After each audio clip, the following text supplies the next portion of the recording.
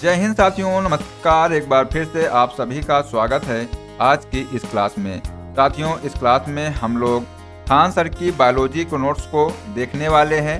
साथियों, इसमें जो है आज हम लोग देखेंगे 10वां टॉपिक, जिसका नाम है उत्सर्जन तंत्र। साथियों, इसके पहले हमने आपको 9 टॉपिक पढ़ा दिए हैं। अगर आप लोगों ने उनको नहीं देखा है तो उसकी एक प्लेलिस्ट बनी हुई है, तो वहाँ से जाकर के उनको देख लीजिए। साथियों, ये जो नोट्स है आपके सभी एग्जामों के लिए बेहद ही महत्वपूर्ण होने वाली है।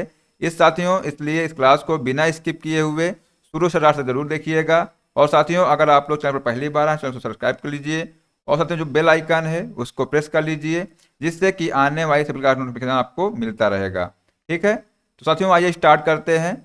टॉपिक का नाम है उत्सर्जन तंत्र। साथियों, जो उत्सर्जन तंत्र है, शरीर से अपशिष्ट पदार्थ यानी जो खराब पदार्थ होता है शरीर में, उसको बाहर निकालने की जो क्रिया होती है उसी को उत्सर्जन तंत्र कहते हैं। ठीक है, अंगों के वैसे समूह जो खराब पदार्थ को शरीर से बाहर निकालते हैं उसे उत्सर्जी अंग कहते हैं।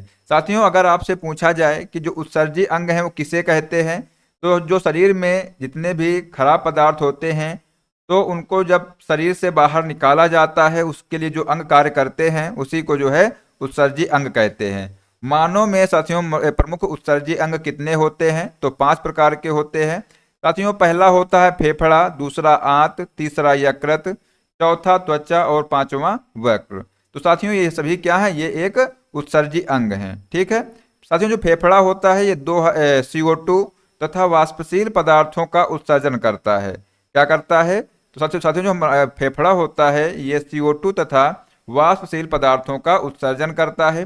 बड़ी अमोनिया जैसे कि खतरनाक पदार्थ को यूरिया जैसे कम खतरनाक पदार्थ में बदल करके उसके उत्सर्जन में प्रमुख भूमिका निभाता है। त्वचा पसीना तथा सीबम का उत्सर्जन करता है। ठीक है, तो साथियों यहाँ से क्वेश्चन बनता है, अगर आपसे पूछा जाए कि बताइए जो अमोनिया होता है, अमोनिया जैसे खतरनाक पदार्थ को साथियों किसमें बदला जाता है, तो साथियों जो यूरिया है, यूरिया जैसे कम खतरनाक पदार्थ में बदल कर साथियों उसका उत्सर्जन जो है किया जाता है।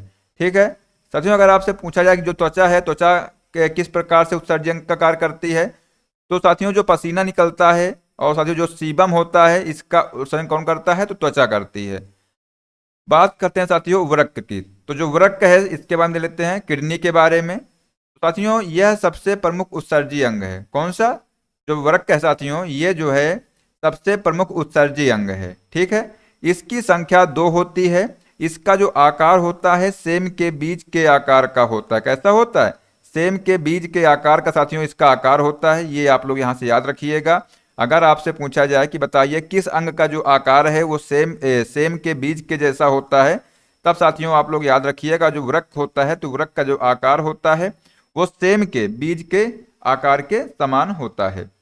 प्रत्येक वृक्क का साथियों अगर भार जो होता है ये लगभग 140 ग्राम होता है। कितना होता है, 140 ग्राम होता है।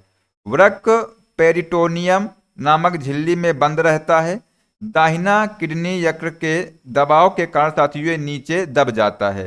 ठीक है, तो साथियों जो दाहिना जो राइट किडनी है, जो दाहिना वृक्क है, ये क्या होता है साथियों, ये जो यकृत के दबाव के कारण ये दब जाता है। ठीक है, ये देखिए इसका डायग्राम बना हुआ है। ये साथियों इधर जो है राइट किडनी है और साथियों जो ये है ये लेफ्ट किडनी है। ठीक है, ये साथियों जो नलिकाएं हैं इनसे क्या कहते हैं, यूरेटर कहते हैं। और साथियों जो ये है ये क्या है, ये ब्लैडर है और ये ब्लैडर नेक है। ठीक है, तो ये यहाँ से आप लोग देख लीजिए। इसके साथियों आगे बात करते हैं। वृक्क के जो बाहरी भाग को कार्टेक्स कहते हैं, जबकि आंतरिक भाग को मेडुला कहते हैं। याद रखिएगा, जो किडनी का जो बाहरी भाग होता है उसको कार्टेक्स कहते हैं और जो आंतरिक भाग होता है साथियों उसको मेडुला कहते हैं। वृक्क के आंतरिक प्रवेश द्वार को हाइलम कहते हैं और प्रत्येक वृक्क में लगभग 1,30,000 नसें होती हैं, जिन्हें नेफ्रॉन कहते हैं। ठीक है, वृक्क की इकाई नेफ्रॉन को कहते हैं। साथियों ये इंपॉर्टेंट क्वेश्चन है, इसको आप लोग याद कर लीजिएगा। अगर आपसे पूछा जाए कि वृक्क की जो इकाई है उसको क्या कहा जाता है, तो याद रखिएगा नेफ्रॉन कहा जाता है। प्रत्येक नेफ्रॉन के मुंह पर एक कटोरी या प्यालानुमा संरचना पाई जाती है। ठीक है, जिसे बोमेन संपुट कहते हैं। क्या कहते हैं, तो साथियों जो वृक्क होता है तो वृक्क के जो मुंह पर एक कटोरी या प्याले नुमा संरचना पाई जाती है, जिसे बोमेन संपुट कहते हैं। तो साथियों इसको याद रखिएगा, ये एग्जाम में क्वेश्चन पूछा गया है। ठीक है साथियों, आगे देखते हैं। जो बोमेन संपुट होता है, बोमेन संपुट साथियों जो होता है, ये क्या करता है? यही साथियों रक्त को छानता या निस्पंदन करता है। ठीक है, बोमेन संपुट पदार्थों का पुनः अवशोषण करना है। वृक्क में रक्त को छाना जाता है। इसके बाद साथियों इस क्रिया का जो अपोहन होता है, कहते हैं, क्या कहते हैं साथियों? जो वृक्क होता है, वृक्क में क्या होता है? रक्त को छाना जाता है। इसी क्रिया को जो है डायलिसिस कहते हैं या अपोहन कहते हैं। अपोहन की साथियों जो क्रिया होती है वो परासरण विधि द्वारा होती है। किस विधि के द्वारा होती है? तो साथियों जो अपोहन की क्रिया है ये परासरण विधि के द्वारा होती है। ठीक है, तो आपको इतनी बात समझ में आ गई होगी। साथियों यहाँ पे देख लीजिए, जो डायग्राम बना हुआ है ये क्या है? मेंडुला है। और साथियों जो ये है ये कार्टेक्स है। जो आंतरिक भाग है इसको साथियों हाइलम बोलते हैं। ठीक है, तो याद रखिएगा। ये साथियों जो यू आकार की जो संरचना है इसी को बोलते हैं बोमेन संपुट। और साथियों जो ये है ये क्या है? नेफ्रॉन है। ठीक है, तो यहाँ से देख लीजिए। आगे साथियों बात करते हैं, मूत्र या जो यूरिन का निर्माण वृक्क में होता है। कहाँ पर होता है? तो अगर साथियों आपसे पूछा जाए कि जो यूरिन है इसका निर्माण कहाँ पर होता है, तब साथियों आप लोग याद रखिएगा इसका निर्माण वृक्क में होता है। इसमें साथियों 95% जल तथा 2% यूरिया होता है। मूत्र का पीएच मान लगभग 4.8 से लेकर के 8.4 के बीच में होता है। साथियों ये पॉइंट आप लोग नोट करिएगा कि मूत्र का पीएच मान कितना होता है? 4.8 से लेकर के 8.4 होता है। ठीक है, मूत्र की प्रकृति कैसी होती है? अम्लीय होती है। और साथियों मूत्र का जो पीला रंग है ये जो है यूरोक्रोम के कारण होता है। ठीक है, याद रखिएगा, मूत्र का जो पीला रंग है ये यूरोक्रोम के कारण होता है, जबकि मल का पीला रंग बिलुबिन के कारण होता है। किसके कारण होता है? तो बिलुबिन के कारण साथियों इसका पीला रंग होता है। ठीक है, याद रखिएगा इसको। आगे साथियों बात करते हैं वृक्क की।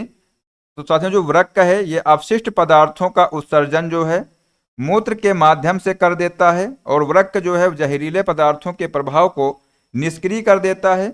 वृक्क में पाया जाने वाला जो पथरी होती है साथियों ये कैल्शियम ऑक्जिलेट का होता है। ठीक है, ये साथियों आप लोग पॉइंट नोट करिएगा कि वृक्क में जो पाई जाती है क्या? पथरी। ठीक है, तो साथियों जो स्टोन होती है, जो साथियों जो किडनी में स्टोन होती है वो किसकी बनी होती है? तो कैल्शियम ऑक्जिलेट का होता है। ठीक है, तो ये आप लोग याद रखिएगा। ये साथियों इंपॉर्टेंट क्वेश्चन है, इसको आप लोग ध्यान रखिएगा। ठीक है साथियों, आगे साथियों देखते हैं अगला चैप्टर, इसको अगली क्लास में देखेंगे। ठीक है, तो आज के लिए बस इतना ही। मिलते हैं साथियों नेक्स्ट क्लास में। अगर आपको क्लास अच्छी लगी हो तो चैनल को सब्सक्राइब कर लीजिए और जो बेल आइकन है उसको प्रेस कर लीजिए। जय हिंद, जय भारत, वंदे मातरम।